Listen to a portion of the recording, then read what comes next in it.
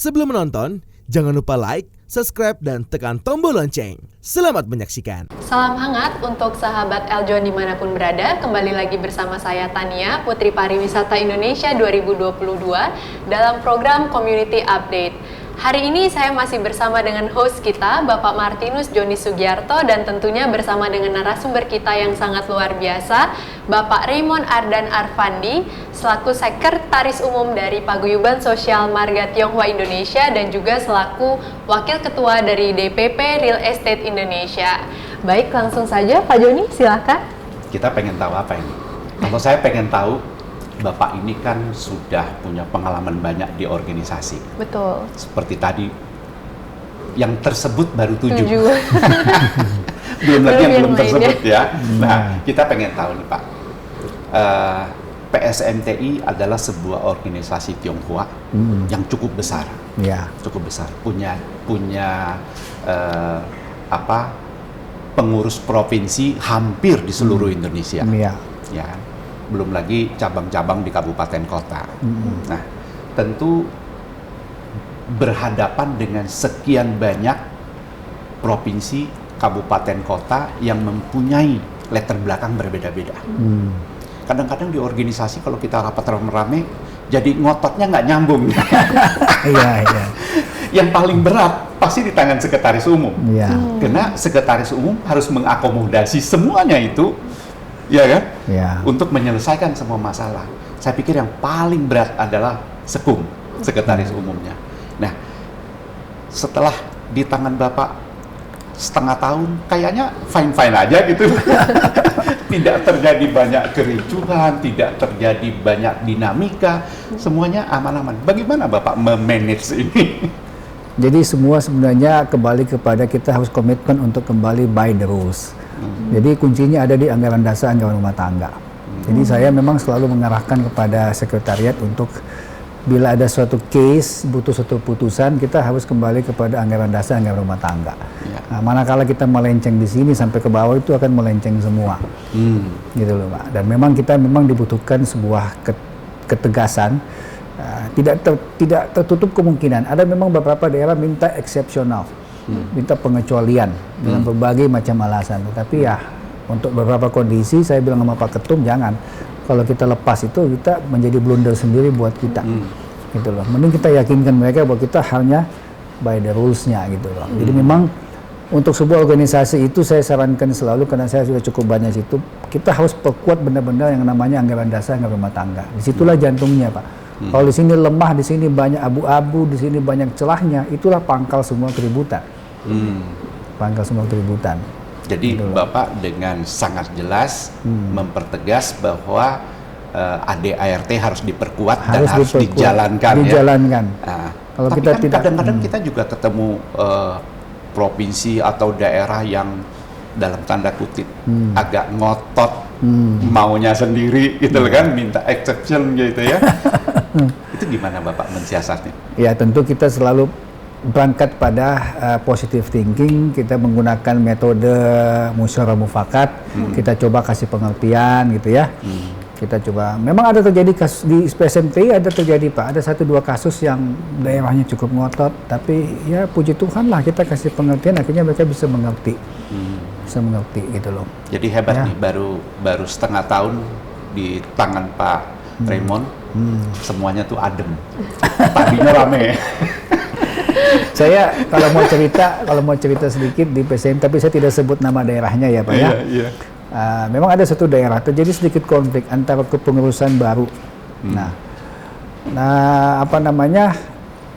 ketua terpilih pada saat itu ada sebagian pengen dia dilantik menjadi ketua, sebagian tidak pengen dilantik jadi ketua. Gitu loh. Nah ini kan cukup ribet. Bagaimana menyelesaikannya? Iya.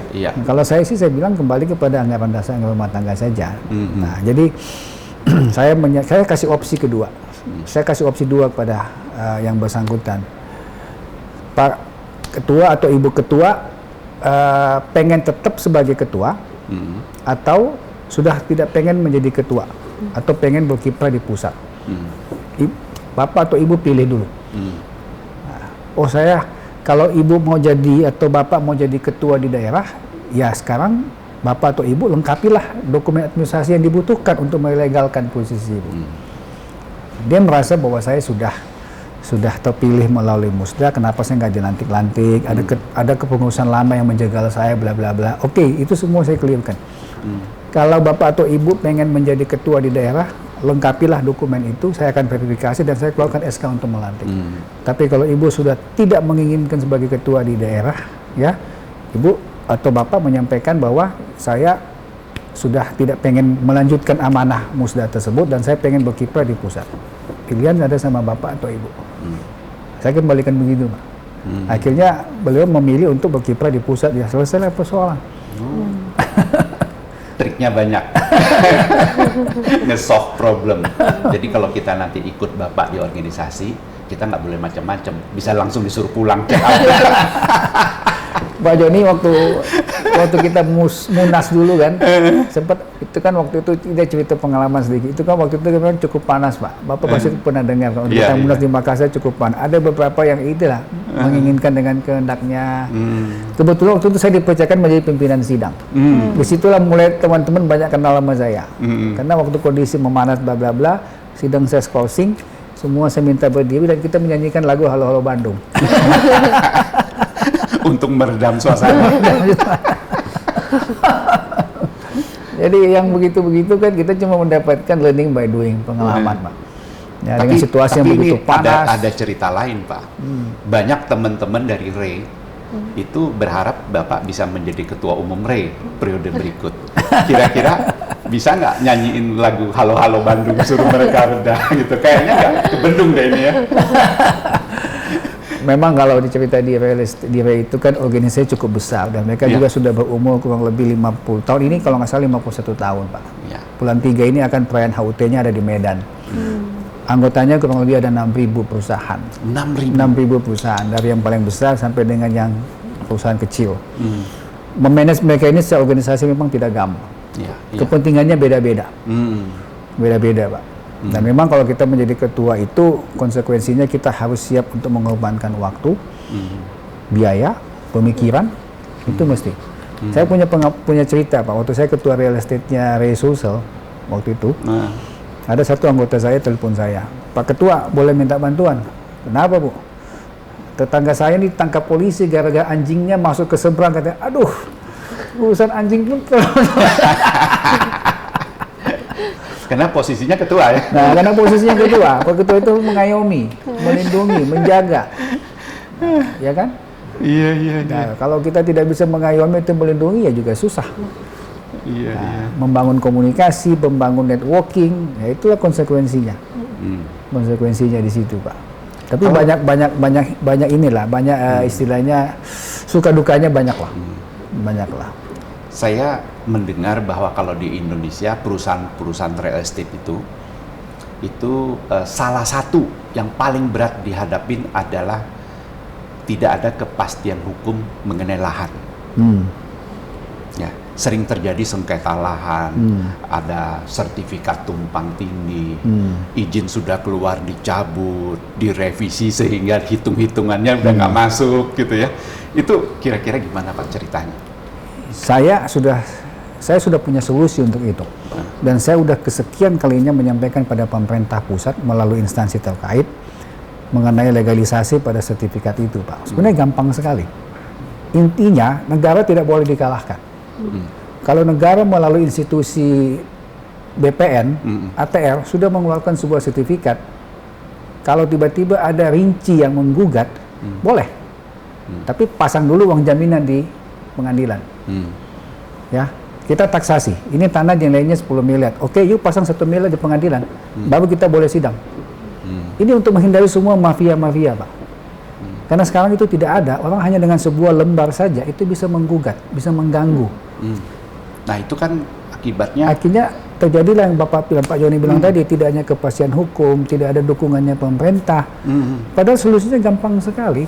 Tapi kenapa pemerintah cuma sebagai penonton, tidak membenahin, Pak? Saya sudah kesekian kalinya menyampaikan suatu konsep ini, bahwa kalau sebuah sertifikat digugat oleh rinci, boleh. Kan semua orang punya hak hukum yang sama di negeri ini. Tapi kita kasih aturan, kalau rinci menggugat sertifikat, pasang dulu uang jaminan di pengadilan. Kalau putusan pengadilan menolak gugatan kamu, uang kamu hangus. Kalau gugatan kamu diterima, uang kamu dikembalikan. Itu otomatis akan menghapus semua ini, mafia-mafia, pemain-pemain rinci yang itu, Pak. Cerita mafia-mafia tanah ini, kan kita juga mengetahui ada yang dari mafia tanah terus naik peringkat menjadi pengusaha real estate gitu. Nah, ini kan membuat sebuah tatanan yang tadinya ini tertib, bagus, menjadi satu orang preman masuk, jadi mempunyai pola lain gitu dengan maunya sendiri. Itu kira-kira membuat ribet nggak sih Pak Bapak di real estate? Jadi sebenarnya memang mengelola sebuah negara dengan 270 orang manusia itu nggak gampang memang. Harus kita akui. Kita juga nggak bisa semata-mata terus memblaming pada pemerintah, itu nggak gampang, Pak. Nah, sebenarnya kalau saya pengen singgung sedikit, negeri kita negeri besar, 270 orang penduduk kita, Pak. Sebenarnya untuk bukan memperbaiki lah, saya tidak mau menggunakan istilah memperbaiki karena menurut saya Indonesia sudah bagus. Untuk meningkatkan kekuatan Indonesia itu, saya sempat mengusulkan waktu itu untuk menjadikan pendidikan hukum itu dijadikan pendidikan dasar. Jadi hukum itu jadikan basic education di negeri kita. Jadi anak-anak kita sejak masih SD kelas 1 itu sudah mendapat learning tentang law, never against the law. Jangan pernah melanggar hukum. Sehingga pada saat 20 tahun ke depan, begitu dia berkiprah di dalam kemasyarakatan, mindsetnya udah clear. Never against the law. Jangan pernah berpikiran untuk melanggar hukum, membodohi orang, menzalimi orang, karena mindsetnya sudah clear. Sudah terbentuk lah. Sudah terbentuk. Iya. Saya lihat hal ini waktu saya pernah kunjungan sekali ke Korea, Pak Joni. Di Korea itu kan tidak boleh smoking di dalam ruangan, keras sekali dia punya aturan. Di luar pinggir jalan pun itu hanya boleh smoking di sebuah kotak yang disiapkan. Iya. Hebatnya orang Korea, satu jengkal pun kakinya tidak keluar pada saat dia smoking di sini. Iya. Kenapa? Karena mindset mereka tentang law itu kuat sekali. Betul. Nah, kita harusnya berangkat ke situ. Dan dia juga menghargai orang yang tidak merokok ya. Luar biasa. Nah, jadi kalau kita bisa basicnya ini dijadikan anak-anak kita sejak kelas 1 SD,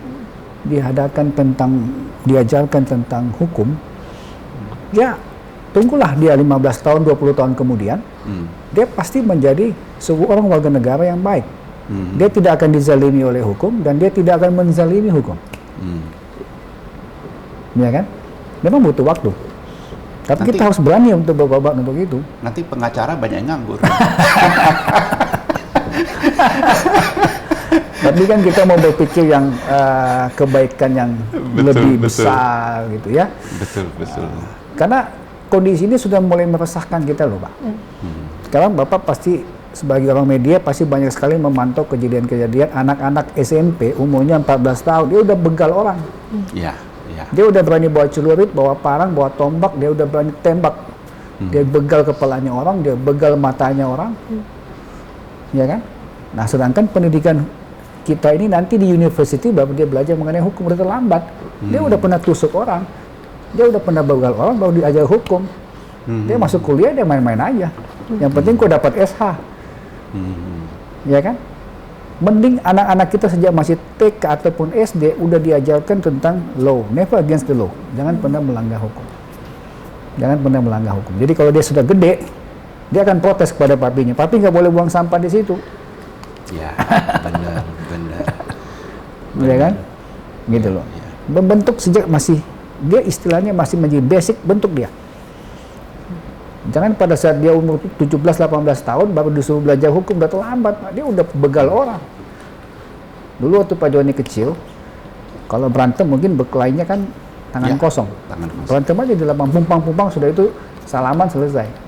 Sekarang bukan lagi berantem, Pak, dia begal kepalanya orang. Lihat aja di anak-anak SMP, kalau berantem kan bawanya udah celurit yang gede-gede itu. Dan dulu kalau kita berantem, pulang rumah, pasti diomelin orang tua. Iya, dihukum karena berantem itu pasti salah. Pasti diomelin. Kalau sekarang mungkin beberapa orang tua malah bilang, kok bodoh sekali, kenapa kok kalah sama ini? Kenapa? Karena pemahaman hukumnya mereka itu tidak ada. Ya, benar. Luar biasa. Pelemahan hukum itu mereka tidak ada. Jadi kita harus tahu tidak dizalimi oleh hukum dan tidak menzalimi hukum. Kalau itu udah tercapai Pak, hidup tenanglah kita. Hidup tenanglah kita.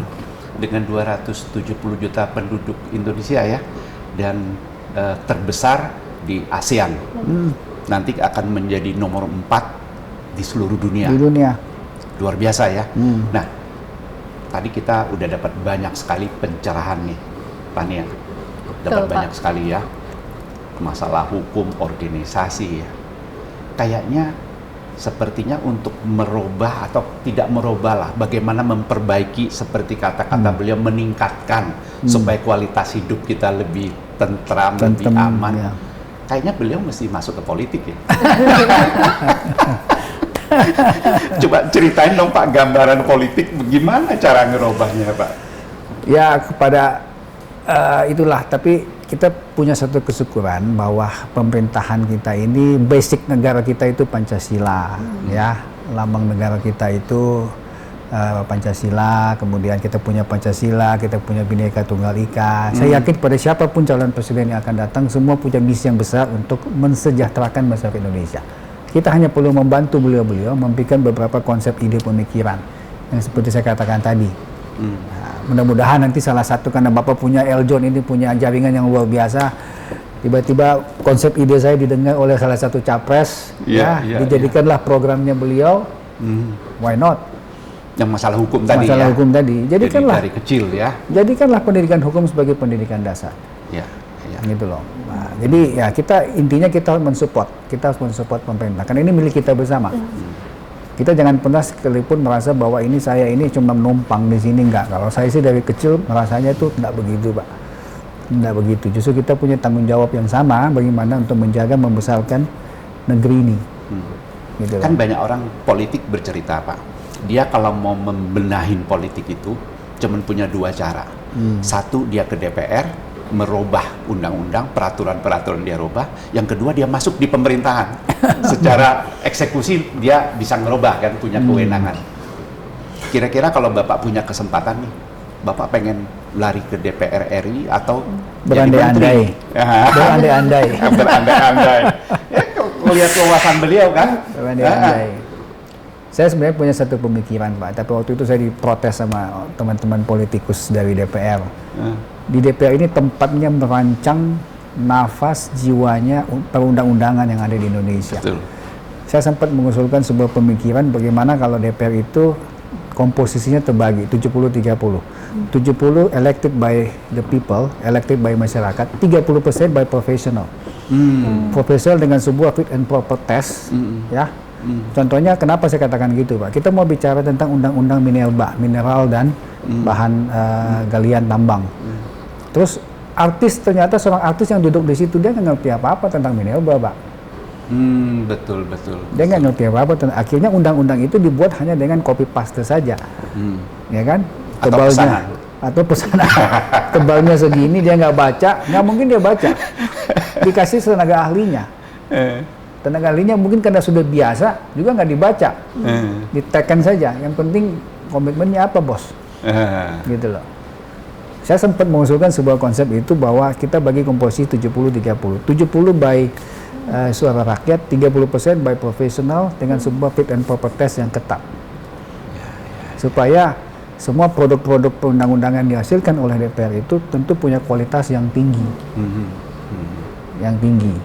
gitu loh. Saya ngambil contoh di dunia properti Pak, di dunia perumahan. Dunia perumahan itu punya sebuah undang-undang perumahan nomor 1 tahun 2000 berapa gitu saya lupa. Tentang ada namanya hunian berimbang. Sampai sekarang nggak bisa dilaksanakan. Nggak bisa dilaksanakan hunian berimbang itu. Hunian berimbang itu 1, 2, 3. Kalau saya bangun 1 rumah mewah, harus bangun 2 rumah menengah, harus bangun 3 rumah sederhana. Tapi karena yang membuat undang-undang itu tidak berdasarkan basic keadaan lapangan, itu sulit diterapkan. Di Jakarta mana bisa Pak? Mana bisa sebuah perusahaan besar, Agung Podomoro, Agung Sedayu, Summarecon, bangun 1000 rumah mewah, dia disuruh bangun 2000 rumah menengah, dan dia disuruh bangun 3000 rumah sederhana. Waktu itu saya ngomong sama Menteri Pak Jan Faridz waktu itu, Pak kalau ini diterapkan di Sulsel, saya demo Bapak, saya bilang. Itu mematikan pengusaha lokal, 3.000 segmen rumah sederhana ini mematikan pengusaha lokal. Oh. Tapi undang-undangnya mewajibkan. Padahal harusnya itu dibagi, segmennya harus dibagi. Nah, itulah saya bilang tadi Pak, produk-produk perundang-undangan karena tidak dikaji dengan secara tepat, akhirnya itu pandangan saya ya. Pandangan saya ya. Makanya saya bilang tadi kalau boleh di dalam komposisi parlementer ini kita bagi 70-30. Karena ada orang yang punya kualitas yang bagus. Dia pintar, dia cerdas, ya. Tapi dia nggak punya duit untuk bertarung untuk menjadi anggota DPR, yang nggak terpakai. Harusnya orang-orang yang begini ini dia kemudian melalui jalur Fit and proper test. Oh, jadi secara profesional ya, nggak usah keluar biaya ya. Nggak usah keluar biaya, tapi keluarkanlah.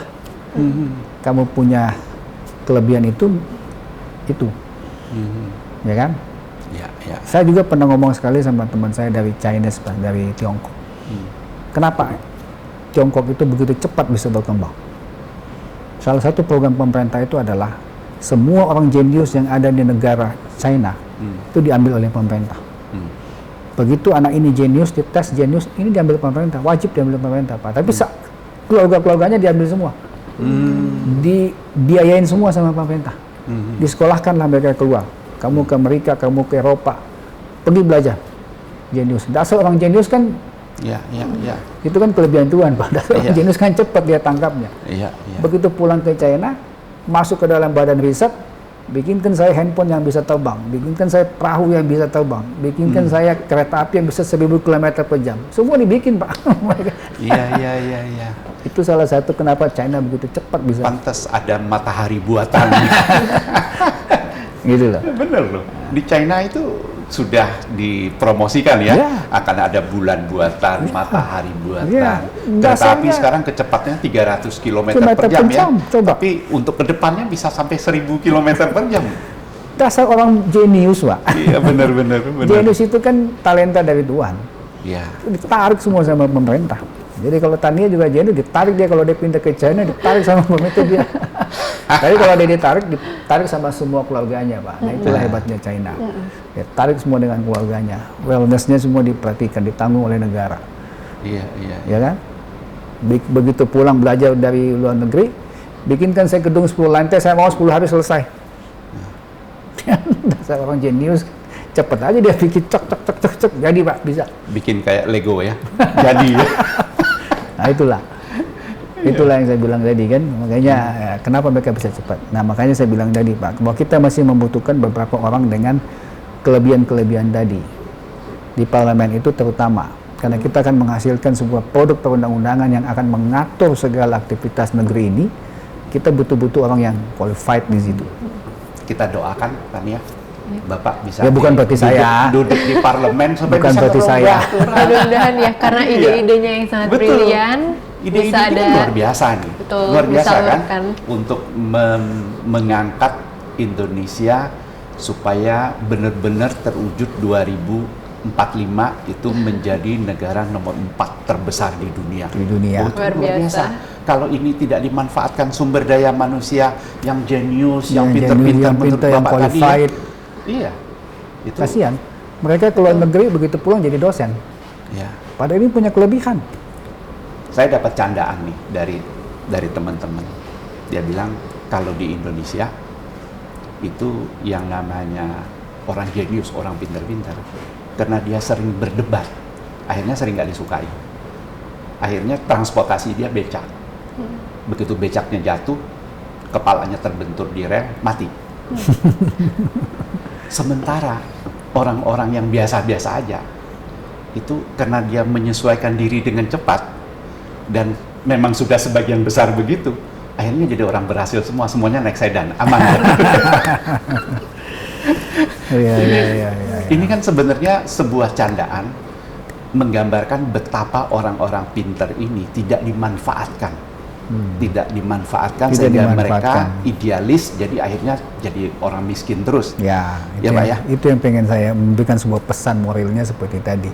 Betul. Tidak mungkin 270 orang masyarakat kita itu tidak ada yang punya talenta yang khusus untuk kebutuhan negeri ini. Mestinya ini mereka kita ambil. Jadi doa kita untuk Pak Raymond 2 nih. atau 3 deh. 1, semoga beliau sehat selalu, Betul. ya kan? Yang kedua, kita doakan supaya beliau menjadi ketumnya RE. Yang ketiga, kita doakan beliau untuk masuk di parlemen. Setuju nggak? Mudah-mudahan tercapai Setuju semuanya. ya? Kita ngajak penonton Eljon TV untuk berdoa bersama ya. Baik. Untuk kesuksesan Pak Raymond ya. Iya, iya. Raymond. Amin, amin, amin. Terima kasih. Untuk sebuah doa yang baik kita aminkan saja. Amin. Ya. Pak. Aminkan saja. Baiklah sahabat Eljon dimanapun berada, telah kita saksikan bersama-sama perbincangan kita yang sangat inspiratif pada hari ini dengan narasumber yang luar biasa, Bapak Raymond Ardan Arfandi, selaku Sekretaris Umum dari Paguyuban Sosial Marga Tionghoa Indonesia dan juga selaku Wakil Ketua dari DPP Real Estate Indonesia. Semoga perbincangan kita pada hari ini dapat memberikan masukan-masukan dan insight-insight yang luar biasa bermanfaat untuk sahabat Eljon semuanya. Saya Tania, Putri Pariwisata Indonesia 2022 bersama host kita hari ini Bapak Martinus Joni Sugiarto, pamit undur diri. Jangan lupa untuk terus saksikan program Community Update hanya di Eljon TV. Sampai jumpa! So, saya Mawar Salem, pamit undur diri. Ada kamera nih. So, gimana nih kalian? Pasti udah pada nonton semua kan? Karena kalian udah nonton, berarti kalian harus like and subscribe ya. See you!